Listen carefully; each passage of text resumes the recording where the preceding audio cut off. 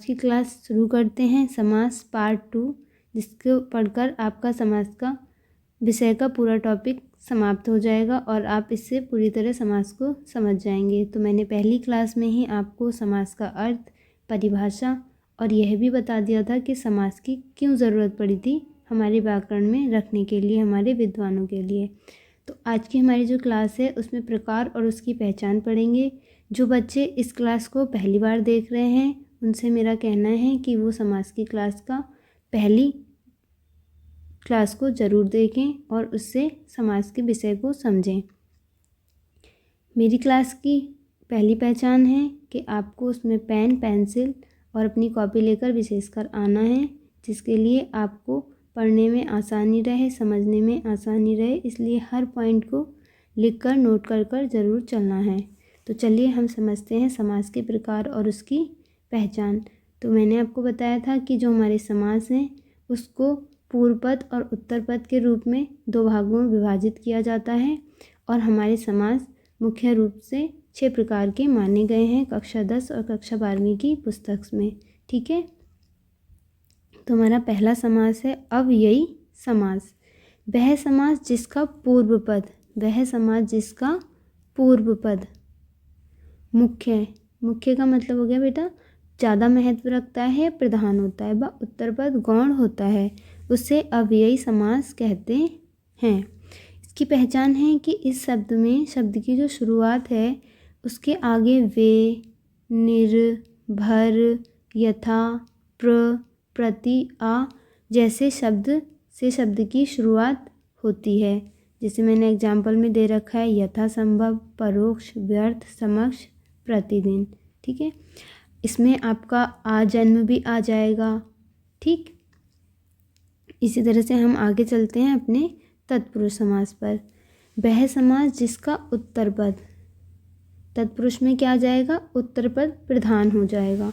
अव्ययी में क्या था, प्रथम पद, और तत्पुरुष में उत्तर पद प्रधान हो जाएगा तथा पूर्व पद गौण होता है, तत्पुरुष समास कहलाता है।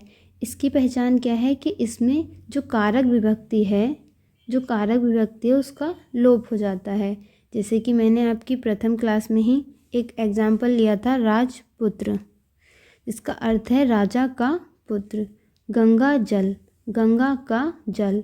हस्तलिखित, हाथ से लिखा हुआ। ठीक है, तो घुड़सवार, घोड़े पर सवार। इसी तरह से हम अपनी आम भाषा में हमने अपने घर में रसोई घर का प्रयोग करते हैं, तो रसोई का घर या रसोई के लिए घर। ठीक है, रोग मुक्त अर्थात रोग से मुक्त, तो रोग से मुक्त से विभक्ति आ गई हमारी। जब हम इसे तोड़ेंगे तो इसमें क्या आ रहा होगा, कारक विभक्तियाँ आ रही होंगी। तो जब हमारे समास को हम तोड़ें तो उसमें अगर कारक विभक्ति आ रही है तो उसमें क्या होगा, तत्पुरुष समास।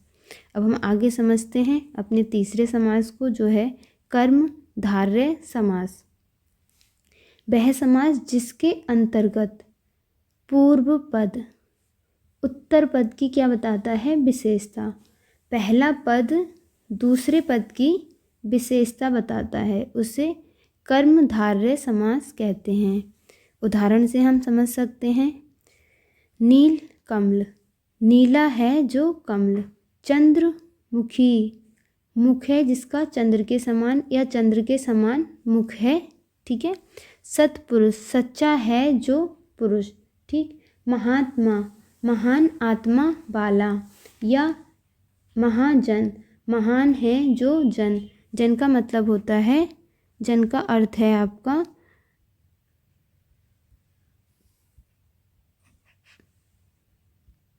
व्यक्ति।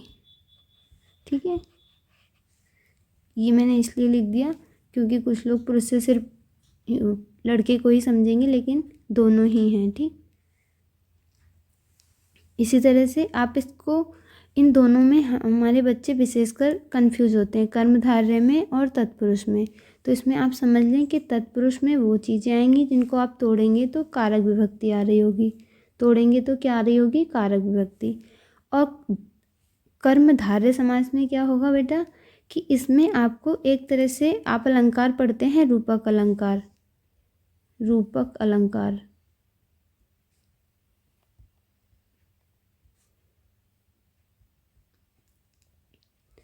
तो इसमें क्या होता है कि हमारा जो उपमेय है उसमें उपमान की समानता होती है।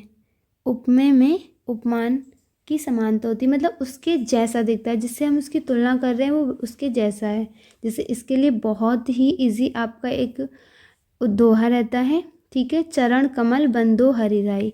चरण, जो चरण है वह कमल के समान है, कमल के फूल के समान है। तो इसमें एक तरह से आपका रूपक अलंकार चलेगा, उपमेय में उपमान की समानता बताई जाएगी, ठीक है। यही इन दोनों में डिफरेंस है। अगला हम देखते हैं द्वंद्व समास। हमारा समास क्या है? द्वंद्व समास। इस समास की पहचान है कि वह समास जिसमें पूर्व पद और उत्तर पद दोनों क्या होंगे? समान। दोनों कैसा महत्व रखेंगे? समान महत्व रखते हैं, द्वंद्व समास कहलाता है। इसमें विग्रह, विग्रह का मतलब है जब हम उन्हें क्या करेंगे? अलग अलग।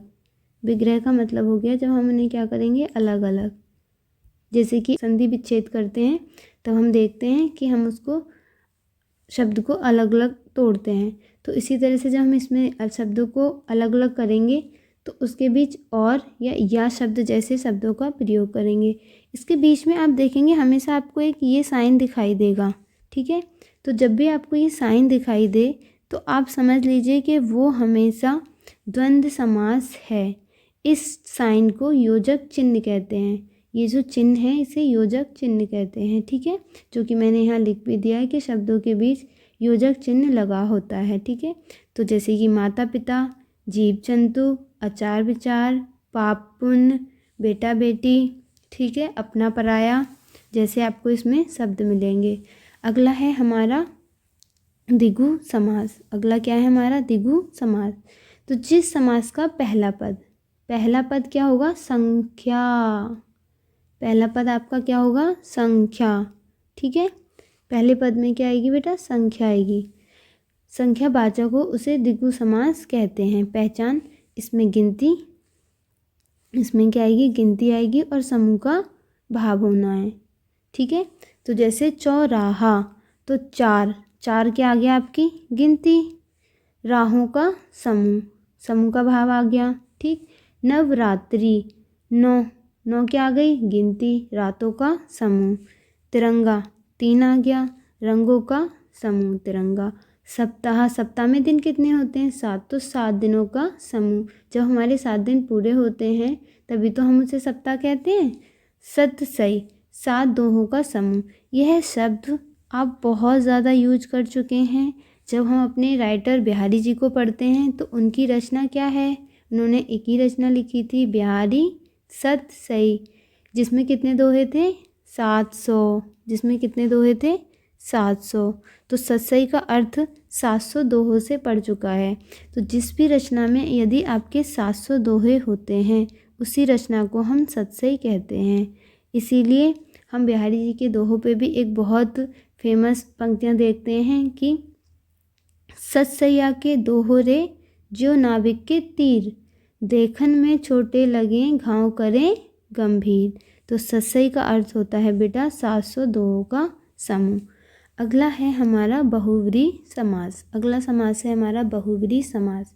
वह समास जिसका कोई पद प्रधान नहीं होता, जिसका कोई भी पद प्रधान नहीं होता, अर्थात दोनों पद मिलकर किसी अन्य या तीसरे मतलब नए अर्थ की ओर इशारा करते हैं। अन्य बोल सकते हैं, तीसरे बोल सकते हैं, या हम नया भी बोल सकते हैं। नए अर्थ की ओर इशारा करते हैं, उसे बहुव्रीहि समास कहते हैं। इसकी पहचान क्या है? इसकी पहचान है कि इसमें जो नया शब्द बनेगा, नया शब्द जो निर्मित होगा वह देवी देवता के नाम के लिए प्रयोग किया जा रहा होगा। उसमें किसी देवी का मतलब ईश्वर के नाम की ओर हम कर रहे होंगे इशारा। तो दशानन, 10 मुख मतलब 10 मुख हैं जिसके 10 चेहरे हैं, ठीक है। अर्थात रावण, क्योंकि हम 10 सिर वाला किसे मानते हैं? रावण को। चक्रपाणि, चक्र है हाथ में जिसके, अर्थात विष्णु। लंबोदर, लंबा है उदर, उदर का मतलब होता है बेटा पेट, लंबा है पेट जिसका, तो अर्थात गणेश। चतुर्भुज, अब इसमें बेटा आप देख रहे हैं कि संख्या आ रही है, मतलब चार भुजाएं हैं जिसकी,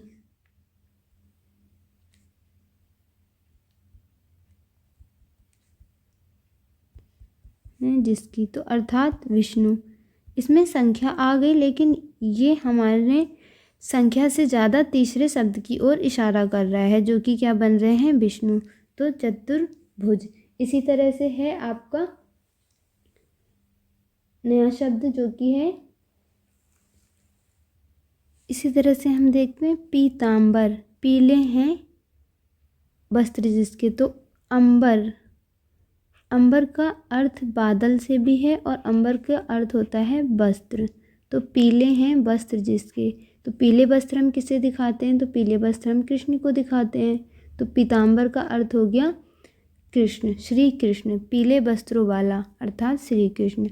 तो मैंने आपके लिए ये समझाया है और मैंने नीचे भी कुछ क्वेश्चन आपको दिए हैं जो आपके लिए करने हैं, कमेंट में उनके आंसर्स बताने हैं। तो अपनी वीडियो को देखें, लाइक करें, शेयर करें, अपने दोस्तों तक पहुंचाएं ताकि अच्छे से अच्छे अंकों को प्राप्त करने में आपको आसानी हो और आपके मित्रों को भी आसानी हो। तो ये आपके प्रश्न रहे। हर एक प्रश्न का अपनी नंबर डाल के समास का नाम बताएं कमेंट में, और मैं आपके प्रश्नों को देखकर फिर बताऊंगी कि आपने किस तरह के आंसर दिए हैं। तो अपनी वीडियो को शेयर करना ना भूलें।